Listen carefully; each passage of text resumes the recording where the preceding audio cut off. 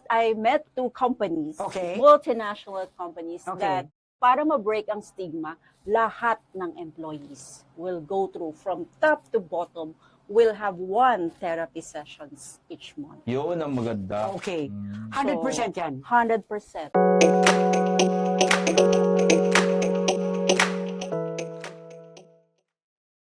Hi everyone! We are yet again in another beautiful episode of Breaking the Mold here in Radix HR. So, first time ito na lahat kami, Radix HR. There are 3 of us here. So, let me introduce to you. First off, to my right, I have our newly appointed Chief Operating Officer, Randy Lobiano, and co-founder of this company, Radix HR. And, mag-hello ka muna. Hello guys, good day. With us is our company extremely lucky to have our own registered psychologist, very talented, super talino. She's bringing in a lot of confidence from our clients. Please welcome Trish de Guzman. Thank you for that very nice naman intro. Pero matalino ba talaga, Randy? Parang na-trigger ako doon. Depende, kung saan may compare, matalino ka. Okay, sige na nga. All right, today is a very important episode. Kasi we're going to talk about everything that has to do with mental wellness and mental illness, misconceptions, steps that we as a team need to do to help workplaces become more safer, and also our bid to help sa society and what we can do better. Ayaw natin siya maging checklist lamang, hindi siya, ikaw galit na galit ka. Compliance lang. Galit na galit ka pag sinasabing it's just a checklist. Angry bird ka doon. So, we will not go there. Okay. Right? So, Trish, first question. Marami kaming question ni Randy, but first, in your line of work, how do you ensure that you're adding value? Kay Radix, wala kaming problem because we know that from the get-go you have. But from the customers that we serve or that you serve, individual sessions, group sessions, how do you know that you add value? Well, first is the connection. No, yung empathy, yung compassion, yung authenticity and transparency, no? Very important 'yan. Hindi 'yan natututunan sa school. Wow. Okay? There you go. Hindi 'yan natututunan from any theory. That's- So, basically siguro, yun yung value that I give to my clients because I really empathize with them. I really look at them through their perspective, no? Hindi ko ini-impose yung values ko, yung beliefs ko sa kanila, but I accept them as they are. So the first thing that I give to them is they will have a safe space. Absolutely. That they can be their true self. They don't need to make a facade or to hide what they are feeling. So that's the value that I give to them. Parang sabi nga ng mga clients ko, parang very light yung session natin. Good. I really feel safe. I can say anything that I want. Good. So, hindi iyan natututunan sa school. Well Okay. said. Well Okay, said. question. Hindi siya natututunan sa school. Saan mo siya matututunan? I know you'd ask that. I think, Or paano mo siya matututunan, I guess? yeah, Fair kasi question. I have clients na nagsasabi yung ibang, parang hindi naman sila nakikinig. So, it's a skill that you will develop along the way, no, Okay. through your practice. And if you really love the thing or your profession, no, Yes. if you really have this, talagang you want to help people, no? Not because of money alone, but because you really have this passion and love sa ginagawa Or mo. magiging way of life mo siya dapat. Yes. Absolutely. So talagang ang sarap ng feeling na nakikita mo na yung tao na nakaka-recover, nagkakaroon ng better relationships, di ba? So yun yung essence o yun yung value na binibigay ko that makes me different from other Correct. practitioners. Correct. So as a follow-up question, when do you see na yung characteristic na yon? I think my question is, sabi niya, paano siya natututunan? Pero at the same time, merong qualification talagang required ang batas natin for a person to have a certain degree of education, for you to be able to, kasi iba Yes. din yung tutulong ka na layman, Yes. pero if you're oo. going to touch lives already, meron silang nire-require. Pwede natin sabihin at ilinaw sa audience natin, like, why is it a requirement to have those type of certifications? Yes, because there's a law, Psychology Act 2009, that only psychologists can provide these Mm. interventions. Mm. So, because we are limited in number, Yes. so marami rin na mga certified, mga go through several hours of training lang, di ba? They are not allowed by law to conduct talk therapy. So, let me clarify this. Yung mga registered psychologists, we finished our master's degree in psychology and we had our license from PRC. So we are the only ones allowed to conduct talk By therapy. law. By Correct. law. Correct. Okay. How do you manage naman na, diba law na nga siya? How do we protect? Paano siya mapoprotektahan na hindi maging negosyo? In a sense that I'm circling back nung pandemic, no? Na it's a first time for the entire world Correct. of having that ano. Pero if you will see in terms of the regulations, you would see in other country, all you need to do is to stay on your house for several days. Pero what we've experienced here in the Philippines, ginamit siya as negosyo eh. That's on my opinion, no? Na mandatory na pag-uwi mo ng dating mo galing airport, you need to stay on a hotel when you can stay on your house. Why do you need to mandate? Yung ganong konsepto in terms of the mental wellness, dahil naging law siya, how can we be very careful of protecting Yung practice. that practice na hindi business first ang mangyayari? Ganda. Ganda ng Na point. maging wellness siya eh. So, dapat Service. wellness first versus being it as a mandated by law. Diba? Medyo maganda yung paradigm na sinasabi niya. It is a business at the end of the day, pero sana hindi business first, sana service first. Yun ang point niya. Okay. So, medyo malalim yung tanong mo, pero medyo vague, no? So, this was regulated by the law to protect all the, all the clients. Diba? That's the first goal of Yes. the regular PRC. Okay? Because there are so many fake mental health professionals, no? That they are doing what we are doing. So, you have to make it clear that registered guidance counselors are for prevention of Okay. mental disorder. There you go. Psychologists are those professionals who handle yung may mental health issues na. Okay. And if nire-recommend namin sa psychiatrist kung kailangan na ng medication. So, Okay. kaming tatlo, tulong-tulong kami. No? Okay. There you go. To help an individual recover. For prevention, for therapy and intervention, and then pharmacological intervention. Yeah, laminaw. So that's Okay. the Laminaw. Actually, laminaw. Thank you. I mean, That's that was all your honor. That's, hindi, I'm glad you bifurcated it that way. Kasi I think merong pag-iisip. Kasi nga, sino yung first aid? Sino yung, when there is already like, life is at risk already, like, who takes over from that point, di ba? Okay, so good that you asked that question. My question is, if dumating yung point, SOP ba ng batas natin, di ba? Yung bifurcation na ginawa mo kanina, yung isa first aid, di ba? prevention. Prevention siya. When do you know to push forward to the next level? Okay. So for guidance counselors, Yan, pag nakikita right. nila na meron ng depression, anxiety, kasi they have assessment eh. They conducted mga testing din, no? Got it. And then they see na, kailangan na ng psychologist kasi meron ng mental disorder. Meron ng, so hindi na namin to, di ba? Sakop. So they will refer to us. And then pag nakita namin, teka, hindi na siya makatulog. At saka, hindi na siya makausap ng maayos. Kailangan mo na ma-address yun. Okay, hindi na siya makakain. So, refer ko muna siya sa psychiatrist. Okay. Pag nakakausap na namin siya ng maayos, then tulong kami ng psychiatrist. I do the talk therapy. We psychologists do the talk therapy. And then the medications, psychiatrist. God. So, does that mean that you have like a tandem or a Yes. conversation for that one patient? Yes. Fantastic. Oo. Okay, wow. Okay, good. Meron bang psychiatrist na parang in terms of medication, Eastern type?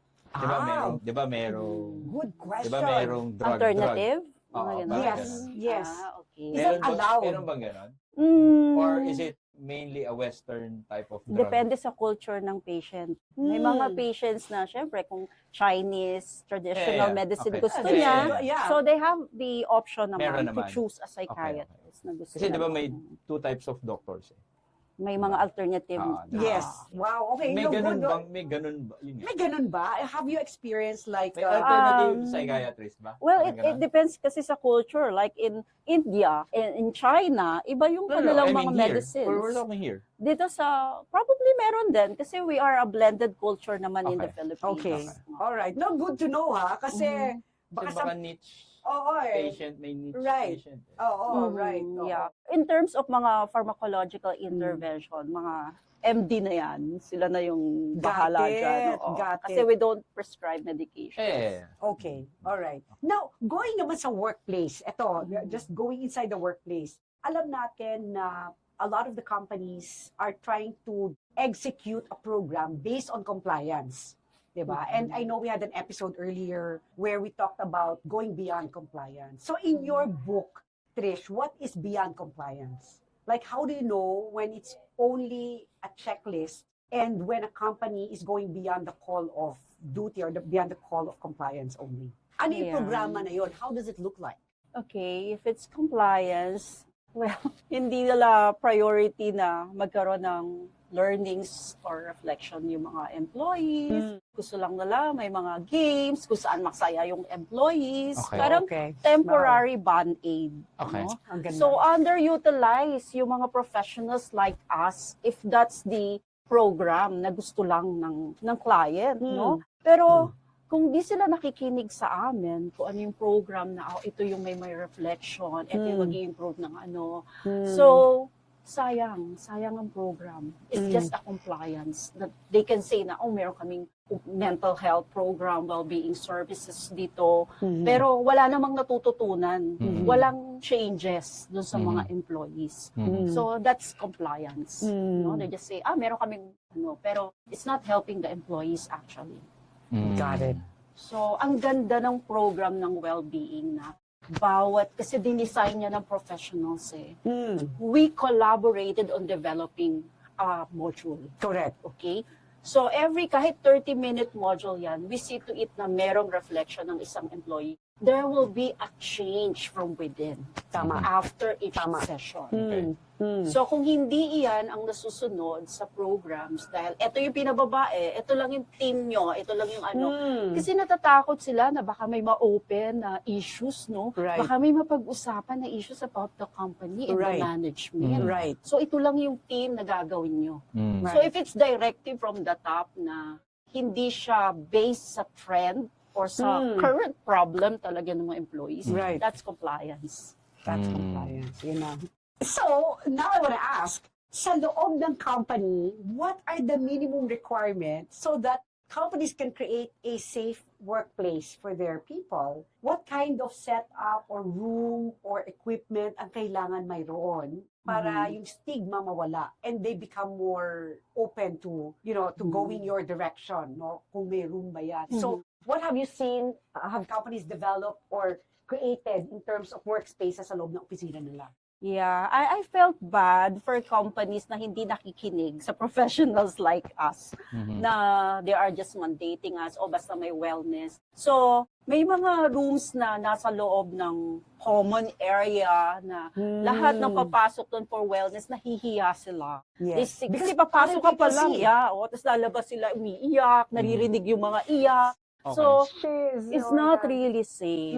So, I am calling all companies na sana, Exactly. if you're going to provide a wellness area, dapat dun siya sa hindi nakikita ng lahat, no? Hindi nakikita ng lahat. Like, halimbawa, sa gilid ng elevator, yung hindi nadadaanan ng lahat. Oo, hindi Na- mataas yung foot traffic. Yung area Yes, na yun. oo, yun. Tapos walang camera. Oo, Yeah. di ba? I mean, at least, Walang camera sa loob ng room, absolutely, pero at right. least for safety, di ba? Kahit sa hallway lang na na may pumasok sa area na yun. Right, So, right. for protection din. Pero yun, sana ang wellness area nyo is very comfortable. Okay. Merong couch because they can lie down and then soundproof so that when they have a breakdown, walang nakakarinig. There you Kasi go. there are employees na talagang kailangan nila mag-breakdown sa loob. Okay. Kailangan nilang sumigaw, isigaw yung kanilang emosyon. Mm. 'Di ba? So, yun yung nire-request namin. Sana meron, each company should provide that wellness area for your employees. Dahil ano ba to, based on your experience, may mga companies na we're talking about being anonymous pero Yan. Mm. nagiging Yeah. hindi na anonymous dahil Yeah, common nagiging area. common area nga. Yeah. So Kasi this is it's based on experience. Yeah, kasi it's Mm. one ethical standard na we maintain our anonymity, no? Correct. Minsan may mga offices na kasama mo lahat ng clients, ng mga Yes. OMs nila, Yes. TLs nila. Yes. So, sharing lounge, hindi pwede. Mm. We should have our own wellness area for confidentiality and Yeah, yeah. privacy Mm. and, yung protection din ng mga Absolutely. gustong magpa-wellness. But then, there are some people na, especially those with the higher ups na, Mm. they're afraid nga that it will be used against them. It might be used against them. Mhm. So, mas maganda talaga the third-party vendor ang magpo-provide ng well-being services Got so it. that the confidentiality of those who came to us Yeah. will be protected against the HR who is always asking, no, anong nangyari, ano yung mga ganun. So, Yes. so yes, third yes. party vendor talaga dapat. And then there should also be a 24/7 crisis hotline There you go. na accessible. Mm. Kasi if they're going to magtitipid sila, pwede ba yung public crisis hotline na lang? So, 100 million po ang tumatawag doon. So, it's very impossible. Ang hirap Correct. makakontakt sa public you don't know hotline. when it will trigger it, diba? Exactly. Yes. Exactly. That's why they should have another package, Mm. the 24/7 hotline, wherein they can call if they're having critical cases. Mm. And then, mas safe yun kasi they can access mental health services 24/7, anytime, anywhere. Ganda. Yan ang mga klase ng sagot na very on point at saka hindi na mag-guess yung audience natin. Yun yung eksaktong point nitong conversation Yep. na to. Very succinct siya talaga. Mhm. The other thing I wanna ask is kami mga non-registered, ako a psychology graduate but I did not go for the registration, no? And Randy has a lot of experience also in HR. Pero yung I can only guess, hindi siya scientific on my part because we've interacted with a lot of humans in our lives. Pero what are some of the common symptoms Signs, that yeah. signs that we can share kapag nakita mong nanduduna yung person sa may relative important symptoms na hindi dapat natin ma-miss so that we can guide the person to the right direction. The flags, yeah. Yeah. The flags, the right Most of the common concern that was, those who came to me, from the corporate setting is lack of focus, okay? Absenteeism, lack of motivation, and the number one is overthinking, anxiety. Ayan, yan yung common ngayon. Mm. Wow. So, if it starts with Specific. overthinking, particularly, marami ring cases na yung after onboarding, mataas anxiety nila kasi they doubt themselves, kaya ko ba talaga to? Ayan. And then, those people who lack training, they were promoted but they lack training. So, parang Malaki hindi ko yan. kaya Right. to, parang Right. mag-resign na lang ako. So, yan yung mga common, no? Mm. And then, managers who are so stressed with their roles. And so, handling many people, sometimes they are not aware na mataas na pala yung tone ng voice nila. And it causes trauma Yeah. within Correct, the in team. the workplace. Yeah, Oh, in the workplace. especially the team. Oh. That they are not also aware of. Mm. Na meron akong mga nare-receive na calls na they're suicidal because of that. Mm. It Oo. causes parang tension Oo, sabi niya, and Hindi na ako stress. nasisigawan ng parents ko, and then sisigawan niya. Oh my God, that's a common. Tama, May mga tama ganon. ka. Yeah, totoo. So, and then bullying is very common in the workplace. And people doesn't even know that they are being bullied na. Mm. Especially yung mga newly grads, di ba? Yung mga power tripping, everything. But of course, hindi ka naman po pwedeng lumaban sa boss mo, di ba? Mm. So I help them become resilient. And I help them some techniques on how to understand people who are going through something. Kasi people na nagiging irritable, there are changes in their personality, probably they're going through something. So if they don't want to seek therapy, ikaw ang ita-therapy ko and I will help you how to Manage. thrive in that Tama. kind of environment. Tama. So, kahit na hindi mo ma-hit yung mismong issue, the human being that causes the trouble, ang gagawin mo, yung individual that is affected na lang, ang tuturuan mo how to manage. Yes. Oh, that's Or really- how to become resilient. Pero may hot take ako dito. Oh, sige. Okay, ayan. No. Inaabangan ko yung hot Ano, yung unpopular opinion. No, nakatitig tayo dun sa victim eh. Diba? Yung sa recipient, no? Na yung bullying, yung sa mga boss na, sa mga manager na ano, yung nagpa-power trip, Okay. na as a psychologist or nandyan sa realm na yan, paano naman yun gagamutin? May gamot ba sa ganung mga leader? If they notice or sometimes someone escalated them to HR, Yes. the HR should also, 'di ba, collaborate with us na, Yes. tulungan natin ito. Meron dapat protocol na Diba gano'n na, paano ba ayan, hindi ka manigaw? ang taas na ng attrition dahil sa pagsigaw nito dahil Right. stress siya. Right. So, ang nangyari kasi previously, pag naayos ko na yung team, they are so resilient and the manager will be open enough na, so ako lang pala talaga yung problema. So, I will seek therapy as well. O pwede. O kasi minsan yung nangyayari pag may attrition, natawag lang sa HR palitan mo Yes. yung tao ko. Exactly. Pero not addressing the real cause. The real Yun yung cause. No, that's a yung great problema eh. No, that's a great point. So baka that yung boss yung problema. Correct. But the problem is, they have the right to decline therapy. They Each have the person right to has the decline right to therapy. Kahit meron ka ng, Therapy. Can you imagine kahit that? meron ka ng data na yung attrition mo, 10 yung hinar mo this month, 7 yung umalis within the week. That's why, yan ang role ng HR. HR should be active to address this issue. Correct. Kasi from an HR standpoint, ang sagot ko doon, if I have the facts and data, I can talk to that executive that caused the attrition and say, hey, can I ask you to talk to? Pero ang point pa din ni Trish is, To decline. Yes, they have the right to imagine decline. they have the right to decline. Kaya ang sinasabi ni Trish is, even kung halimbawa nag-decline si cause of problem, yung boss na to that causes toxicity, sumisigaw, ang tutulungan ni Trish yung mga taong nakapaligid kay boss. Yes. To have a greater voice and the thing. Yes. To Yeah. manage, To be resilient, Yeah. to manage the symptoms of To trauma. manage the can you flags. imagine? Can you imagine? At tutulungan mo na yung mga tao Weird, na no? sila yung, I know, sila yung victim, sila din yung tutulungan mo mag-manage. Kasi kung dinicline ni boss yung kanyang summon ng HR o ng leader niya to actually seek help from the registered psychologist. Medyo mahirap yan, ha? I mean, that's a Paano topic we kung part should... ng PIP mo yung magpa-sick ka? Oy! Dude, great point. Great point. Trish. Pwede yan. Pwede yan. Pwede yan. that Kung may is- protocol ang HR. That is a way to Pwede, di ba? It should be included in their Kasi may facts and policy. data ka na eh. Na sabi mo, if you've hired Ken, tapos 7 people have gone. That's a data. That's a fact. That's a trend. So ngayon, pwede ka nang... O hindi, minsan hindi leadership training ang sagot di ba? Baka mental well-being ang sagot. Yes. Absolutely. Na That's a great point. if a leadership workshop is something na i-accept natin, why don't, as a leader din? So, I mean, nananawagan or I don't know ano yung tawag It seems dyan. like, right. Let's open this conversation as part of our productivity rate to be productive enough.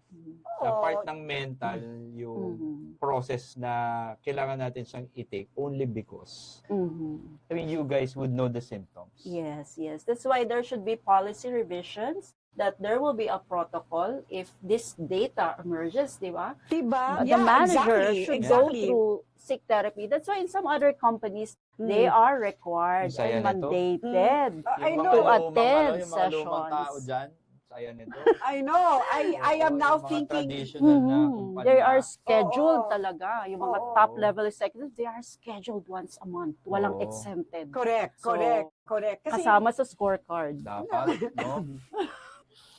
pero I agree with you kasi maraming ganong problema. So if it's not, so HR has to have their own scorecard when they see a data point, a trend, attrition, toxicity in the workplace. Kahit na pa the person or that particular supervisor boss declined therapy, dapat may way to get that person into a room or a chair private conversation para ma-recognize nga kung ano yung issue.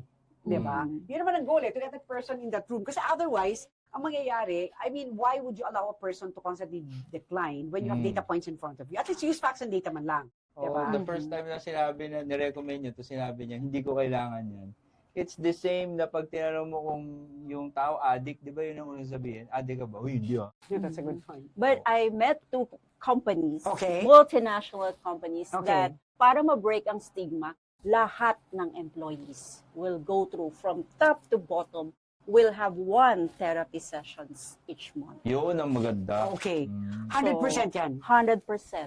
They were scheduled once a month. That's fantastic. And they will all attend the group sessions by ranks. At least in fair and equality Mm, standpoint. Mhm. Wow. Okay. Wow. Sobrang lalim na. Pero, Trish, I have a question na a little bit more closer to home. Since I see you take sessions nga from individuals, and I know you coop up yourself in a room or in an office where you can take that call, and sometimes you even do it in your comfort of your home, in your home office. We are curious, how do you decompress? From such conversations where I know you've had conversations, of course you don't reveal the details, it's just like a one-liner that says, you're dealing with somebody who has suicidal thoughts. Mhm. Pero as a human being, syempre may limit ka din di ba, as a human person. So how do you decompress from such type of conversation? Sino nagsasession Yeah. sa'yo? Sarili mo? I have my colleagues, no? Pag Oh. kailangan ko, I Ayan. seek help. Yan, oh. I'm not Yan. afraid to seek help, to acknowledge, I'm not okay. I'm having suicidal thoughts na. Di ba? Okay. Hindi ako Good. nahihiya Mm. na Galing. sabihin. Mm. Because that's me eh. It's Yeah. valid. Yeah. Okay? Mm. And I seek help. Mm, And then I call galing. it pagpag. Teka muna, kailangan ko magpagpag. So, Mm. I go where I want to go. I eat what I want to eat. Mm-mm. I have a very happy social life. Mm. So, Okay. yun yung aking di Well, ba? thank you for sharing kasi hindi siya normally discussed or talk about na like what happens to you, Mm. 'di ba? What do you do when you are Parang- kasi sa amin office work. So we have a way of decompressing. Pero when you are amidst conversations after conversations that are about toxicity, about person having, suicidal thoughts, it's also different. Kaya thank you for sharing. Siguro I learned the technique na, this is not me. This is not my problem. I have to stay objective. Kasi kung ako maapektuhan and if I'm not okay, I will not accept a session. Mm. That's why it's very Tama, important tama. that you acknowledge and you know Mm. then. You assess yourself, okay pa ba ako? Okay ka pa ba dyan? Mm. So, kung hindi ako okay, well, kailangan ko magpahinga. Mm. Diba? Tama. So Well that's said. the importance that you Mm. acknowledge Well said. your Well said. emotion. So even you, the intentional pause. Absolutely, Yes. absolutely. Kasi I cannot imagine the engine that drives your warm body to maintain really a lifestyle na malinis yung utak so that you can give to others. You have to fill your own cup. Lagi yung sinasabi, you have to fill, you cannot give it to your own cup, right? So good to And- know na And wala ka dapat bit-bit na anything that at the end of the day, kailangan, yun, very positive yung mindset mo. Well, minsan toxic yung positivity, no? But what I mean by positive is just you detox. Mm. You release all the negativities, negative emotion. And when I'm having anxiety, I divert that anxiety energy into something like I have to enroll three units or 9 units every semester. So that's how I cope with my anxiety then or yung mga negative energies. Kaysa mag-anxiety ako rito, magbabasa ako ng libro. Mm. good, good. Nadadirect mo yung Diba? sarili mo in that. Mhm. Oo. Refunneling, no? Refunneling. Yes. Oo. Good. Anything on your end? No, it's been sa akin, it's Me been too. insightful again to know from our very own teammate here, no. True. You don't get this chance to hear these stories and experience. True. Mhm. Na mukhang normal, no. But sa'yo, that's a day in a life with Trish. A day in the life of Trish, correct. Within Radix and even outside Yeah, Radix. So, any final thoughts? And I know we will have more conversations around this. It's something that all three of us are very, very passionate about, di ba? Alam mo yun. And I think we will, develop more discussions as we discussed kanina. Pero any final thoughts that you wanted to share? Kasi I think yung mga questions namin sobrang hitik na hitik siya, very granular, very specific. Pero ikaw, what message do you want to leave, those that are watching us? The important thing that I've learned is to be honest with yourself and others. If you are not okay, just acknowledge it, diba? If they are not okay, accept it. We all have bad days, diba? So hindi na tayo lagi okay. So if someone is going through something, just look at them as, minsan naman ganyan din ako. So okay lang, how can I help you? Diba? So, ganyan lang. Lahat tayo minsan di okay. So, let's be, yung unconditionally accepting other people. Mm. Parang yun yung matutunan ko as a psychologist na even though I have my own faith and own beliefs, but I accept other people as they are. Mm. Beautiful. Good message. Malalim. Yeah. Malalim. All right. So, I'd like to thank co-founder, COO, Mr. Randy Lobiano for being here with me Child of for owner. this child of owner. And of course, sabi mo nga, our very own registered psychologist of Radix HR, the BU head for the Wellbeing Services for our organization. Couldn't be more proud to have you part of the team. That's Trish De Guzman right there. So, with that, we'll end the episode for Breaking the Mold. This is Marie Antolocchio of Radix HR. Thank you.